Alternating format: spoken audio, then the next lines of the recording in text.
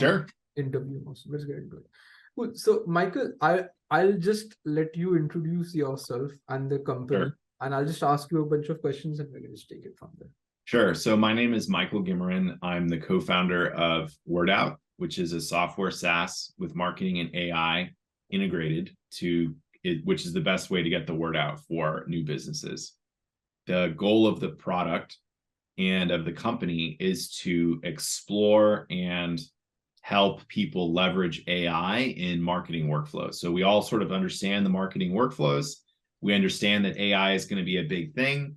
And so we're trying to apply what we can currently do in AI to the marketing workflows in a way that, is an update from, circa 2011 Hootsuite. So Makes sense.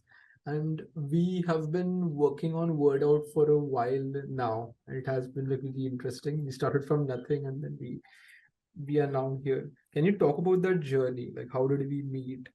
Why did you choose us? How we built it? What did we yeah, so I started my career as an engineer. I love making software, and there's only so much that you can do by yourself. At some point, you want people to help you.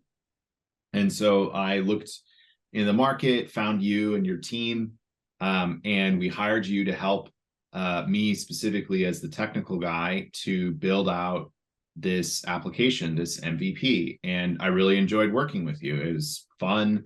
Everybody was quick. We had project management that was on point, and we were able to iterate very quickly so we put an MVP out.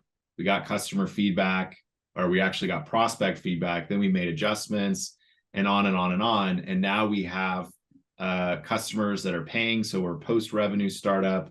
And now instead of focusing on functionality for the core product, we're now focused on, okay, what are the systems that we need in place to drive sales? But you can't drive sales to something that doesn't work. So what we have currently works. Now we just need to get a lot of people to see it and use it. So that's sort of like the next evolution. But you guys were really the pillar for getting us up and going and helping me to, there's tons and tons of tools, and to learn all of that stuff after being out of the software engineering directly game for years, it would have taken me a year. And you guys had an MVP within 6 weeks. And then we were able to iterate on a 2-week cadence after that, very, very quickly to, a full function SaaS app at this point. Makes sense. What made you go with us? I liked your audacity. So there's like a intangible quality for people where they want to succeed and they sort of figure out a way to succeed, and it's not really clear always exactly how, but they have like a vibe or an energy to them. And so, the way that it works is you want to find people that are competent. So you do a technical screen. And then once you've discovered that they're technically competent, then you have to see, like, is this somebody that I want to, email in the middle of the night because you're in India and I'm in the US, so we're exactly anti-clockwise for the time zone. Do I want to email this person in the middle of the night when the goddamn database broke or whatever it is, and the customers are angry? Right. And so, like, there's a lot of engineers that are really good, but you email them in the middle of the night with like an operations problem because you're running the software, and they get like upset about it. They're like, well, the users are stupid, or these people don't know, whatever it is, because it's their thing that they helped build. And, for me, I was like, okay, when things go bad, and they're going to go bad, like not a week goes by where we don't have things go bad. I want somebody who's going to be responsive, professional, and diligent. And that's what you guys have been. Awesome. Makes sense. What has been on that same note, are there any instances where things were broken and it was, late at night for us or late at night for you, and we got it to work? Are there any instances where you were like, thank God these guys are not asleep and not responding? Yeah, I mean, so the crux of our challenge was the time zone difference, because what would happen is people would start using the application in the morning on the East Coast of the US, which is, let's say, 4 a.m. my time. And so I'm not awake.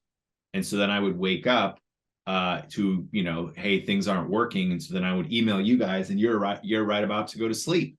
And so then you're like, okay, yes, we can identify the problem, but we have to fix it tomorrow, which for us meant that I had to go back to my customers and say, okay, you have to wait until the next day. And that can be a challenge. But we got to a place where I was able to communicate and set expectations to the customers that when they found errors in the morning, East Coast US, that by the next morning, East Coast US, those errors would be fixed. And for the most part, that was what you guys delivered on. And I would say, like, identifying with that time zone challenge, which is sort of the remote challenge that we have, while initially it was frustrating, eventually I came to really like it because all of the deploys would happen in the middle of the night. Yes, exactly. Makes sense. Working with Indian developers, like remote developers, and the communication within them is always like a headache. So it makes me want to pull your hair out. What was the communication between us like? So there are cultural differences in development between the way things happen in the United States and my experience with working with Indian devs like you guys. I would not say that was a problem for us. So the most common challenge for Indian devs is that when you explain something to them, they say, I got it. And in fact, they don't have it. That is the biggest challenge. In our case, you would acknowledge what I was communicating, and then we would have lengthy conversations back and forth until you and I were both clear that you understood what I was trying to communicate. And in the case where something was broken or not working, like you spec it to like 3 use cases and then somebody discovers 5 more that are just slightly adjacent, but it doesn't quite work for, we would always be able to replicate, use Loom and other tools to share that experience. And so it's very quick for us to get through those issues.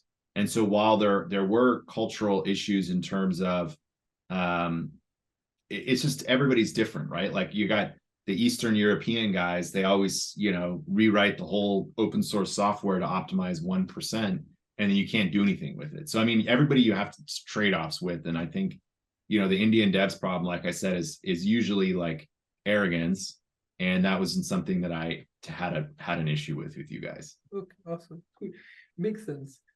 Post deployment, when the MVP was ready, um, what was the experience fixing the bugs that we had? The user feedback, implementing it. What was that workflow like when we were out of the standard waterfall? This is the MVP we are going to build. When we were more agile, what was that experience like? Well, okay. I have built software for 15 years now professionally, and I would say that it is always exceedingly painful when you launch something that's brand new. And the thing that's exceedingly painful is that you work really hard to capture as much of the problem as you can and fix all of the issues in development. The challenge is that the moment that a user comes to use the product, they use it in a way that you did not intend and did not foresee. And I have never in my entire career gotten to a place where we could predict with an MVP exactly how the users would use it. I mean, if your MVP is one button and it does one thing, then okay, it's very easy to figure out. But the moment that you have any kind of complexity, they immediately find areas of non-coverage. And so for a user who is trying to solve their problem, and then the system doesn't work the way they think it can work, they become very frustrated. And what I have found is it's easy for the development team to also become very frustrated. And then everybody gets into a bad place because they're all very frustrated. And so when we originally had the MVP, there was that period of user frustration, and people do say like, I can't believe that it doesn't do this thing. And I'm like, wow, that's something I didn't think about, and we didn't talk about, and we didn't scope for, and we didn't QA against in this whole process. And, you know, as a startup, you can't do 100% analysis before you get going. You have to start and you have to ship, and it's going to be broken, or it's not going to work exactly how somebody thinks, because you're inventing stuff. And I don't know. I don't know how to get around this problem, but I would say that having had this problem with every piece of software I've ever written and shipped, that your stoicism as in leading the team, the Indian side of the team. So you and I would have conversations, and then maybe I might have a conversation with a developer or two about a specific problem. Your stoicism and not being rocked by those issues was very helpful, because they're going to happen. There's no way that they don't happen. Makes sense. Any closing statements? Anything that you would like to add? Yeah, I definitely have thought about making more SaaS products with you guys. And so if that's a testimonial, like, I would do it again. Yeah. So, Oh, thank you so much. That's it. That's a cut. Thank you so much, Michael. That's very yeah. Yeah. Yeah. I mean, like I said, the speed to MVP, the understanding,